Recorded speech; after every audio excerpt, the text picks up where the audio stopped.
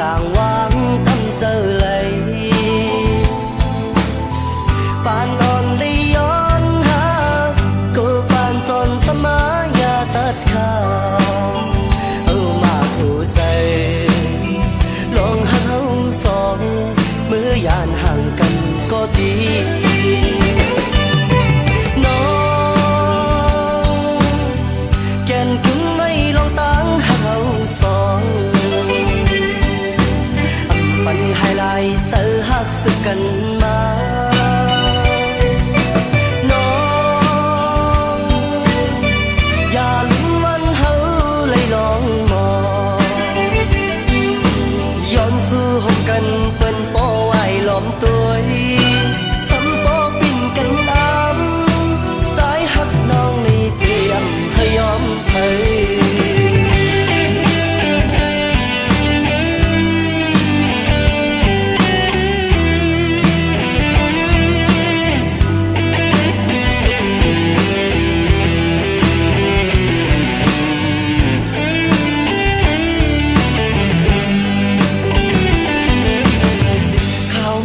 นอนย้อนไหลลงมาจนในใจถึงสาวก็วันดีเมื่อไปไหลเศร้าห่มกันในเตะกินเตะนอนหาไหลวนขอบหน้านางมีในตา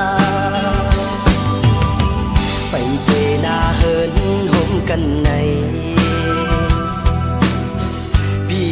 จางวางตั้มเจอเลยปานตอนได้ย้อนหาก็ปานตอนสมัยอย่าตัดขาดเอามาคู่ใจลองหาเฮาสองเมื่อยานห่างกันก็ดีน้องแก่นกึ่งไม่ลองตั้งหาเฮาสองป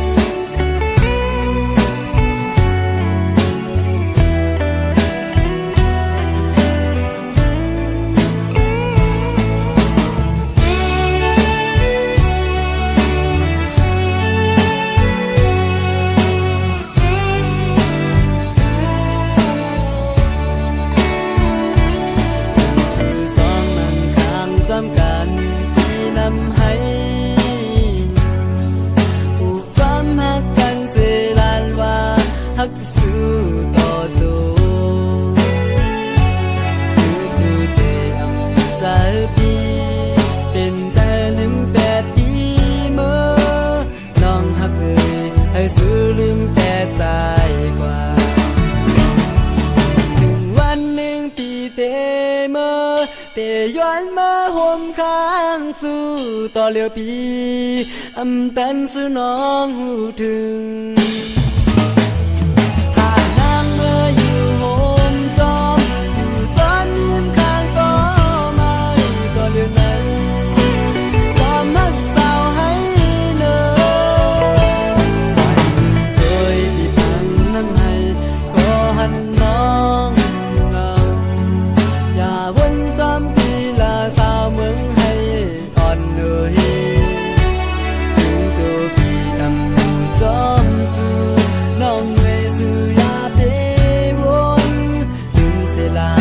สาวเมืองให้คนใจนาง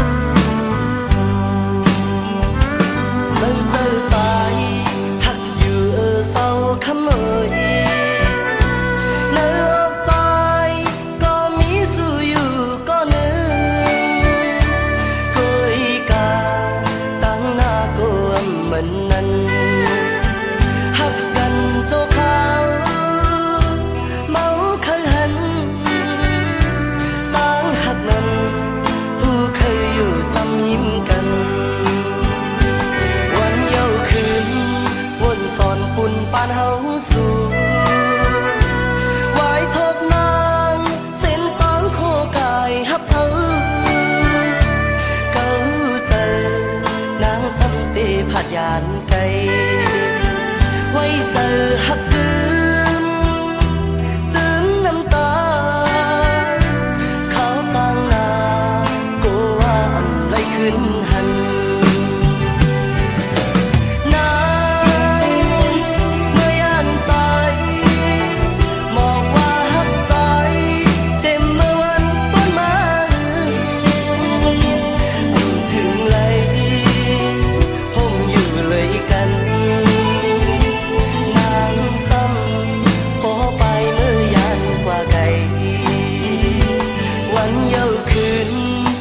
สอนปุ่นปานเฮาสู่ไว้ทบนางเส้นตางโคกายฮับเอาเก้าเจอนางสัมติผักยานไกลไว้เจอฮักคืนจืนน้ำตาเขาตั้งนากูว่าไหลขึ้นหัน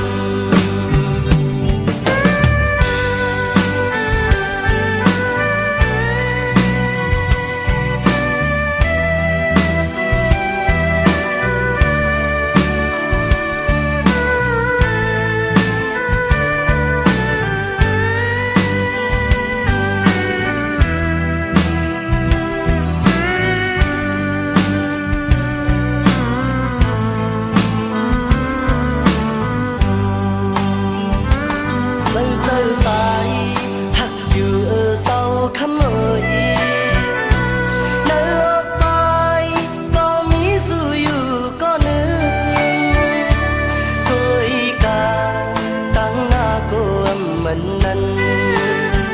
หักกันโจขาวเมาเคยหันต่างหักนั้นผู้เคยอยู่จำยิ้มกันวันเย้าคืนวนสอนปุ่นปานเฮาสู่ไว้ทบนางเส้นตางโคกายฮับเอาเก้าเจอนางสัมติผัดยานไกลไว้เจอฮักคืนจืนน้ำตาเขาต่างนา ขึ้นหันนางเมื่อยามตายบอกว่าฮักตายเจ็บเมื่อวันวันมาถึงไหลผมอยู่เลยกันนางซ้ำพอไปมือยานกว่าไกล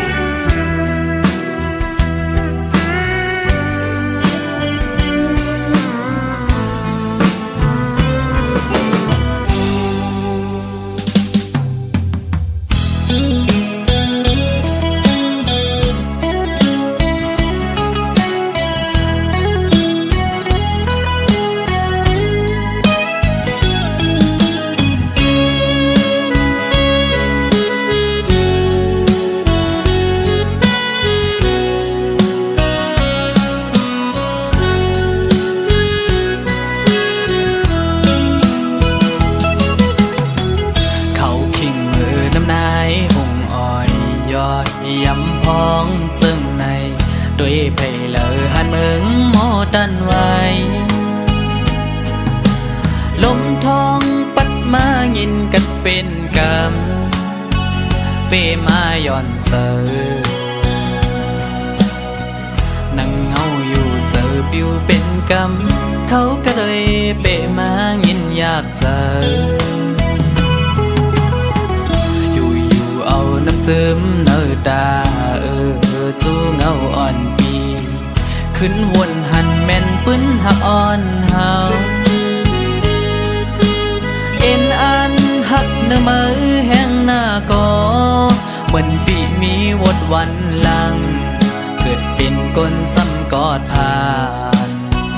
ผัดยันใกล้กันก็ดีก็เมืองยาว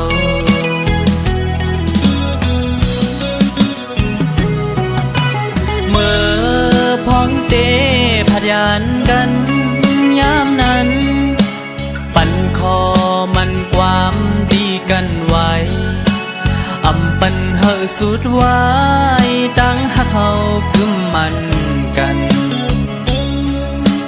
ต่อถึงฮอดวันใจปีไว้ปอขึ้นตีมองเปิดถ่ายอยู่บนเขายามสังไว้นั้นกินข้าวห่มกับน้ำตาเข้าสู่หลับใจมาน้องกบกูจอมปัญญานั่งไปมีไฟแดงจุกมาโคเจอใจเอาเจ็บมาหันถึงยามเมื่อเลว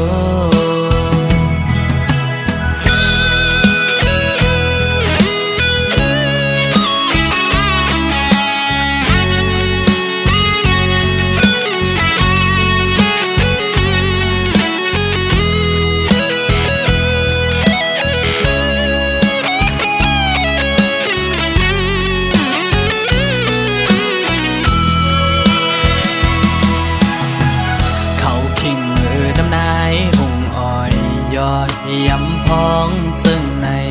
ด้วยเพลเลอหันเมืองโมดันไว้ลมทองปัดมายินกันเป็นกำเปมาย่อนเจอนั่งเงาอยู่เจอปิวเป็นกำเขาก็เลยเปมายินอยากเจอเอาน้ำซึมเนื้อตาจูเงาอ่อนปีขึ้นวนหันแม่นปื้นหักอ่อนเฮาเอ็นอันหักเนื้อมือแห้งหน้าก็เหมือนปีมีวดวันหลังเกิดเป็นก้นซ้ำกอดผ่านผัดยันใกล้กันก็ดีก็เมืองยาว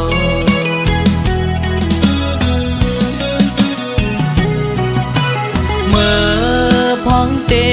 พัดยานกันยามนั้น ปันคอมันความดีกันไว้อำปันเฮอสุดไว้